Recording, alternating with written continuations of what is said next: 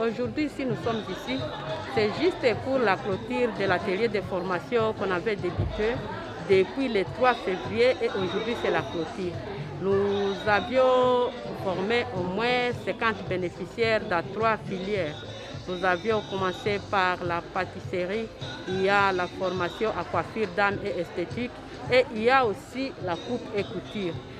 Bounia a été choisi pour faire partie de ces projets, c'est par rapport au nombre de victimes de l'exploitation et abus sexuels.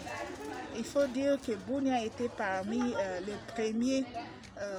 les premiers endroits à partir desquels les cas d'exploitation et abus sexuels ont été rapportés à la MONUSCO à travers le bureau conduite et discipline. Ce n'était pas facile puisque le travail était difficile pour identifier même les bénéficiaires certaines qui étaient quand même traumatisées. Nous devions les accompagner, nous devions travailler avec elles dans la détraumatisation en counseling. C'est pour cela aujourd'hui vous voyez qu'elles présentent la joie, elles sont fières de ce qu'elles ont fait. Elles ont appris la coupe couture. Tout ce que vous voyez qu'elles portent, ce sont elles-mêmes qui ont cousu.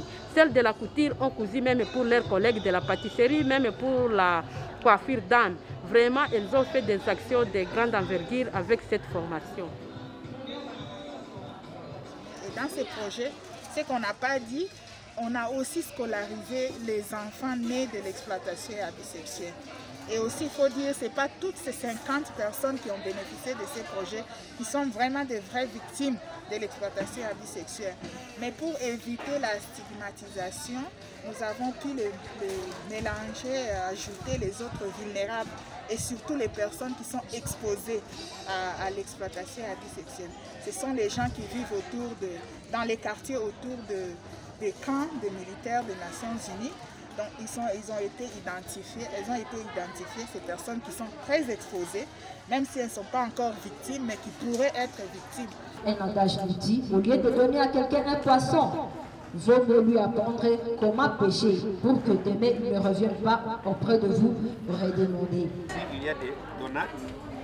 Grâce à cette formation, nous sommes convaincus que ces hommes et femmes ont développé des compétences qui leur permettent de mettre en œuvre des projets qui leur assurent une vraie autonomie financière et sociale. Je pense que cela n'est plus à démontrer quand on voit ici exposées toutes les œuvres réalisées par ces bénéficiaires. Je suis de la filière de la coupe et couture. Grâce à la MONUSCO et SIAM, je suis devenue une bonne couturière. Et je suis aussi à mesure de me prendre à charge. Vraiment, ça me fait du joie, car ça n'a pas été facile pendant 6 mois. Ce n'est pas seulement la remise des brevets qui se passera aujourd'hui, mais il y aura réinsertion. Réinsertion dans quel sens? Dans toutes les filières, il y aura un kit de réinsertion qui permettra à tout bénéficiaire de recommencer sa vie, de recommencer à faire sa vie. Ça dépend de quelqu'un d'autre. Nous remercions la MONUSCO, nous remercions SIAM, nous remercions tous nos partenaires pour cet amour qu'ils ont prouvé pour nous, parce que ce n'est pas n'importe qui peut faire ça. Ils nous ont aidés à se prendre à charge et à aider ceux-là qui sont à nos charges.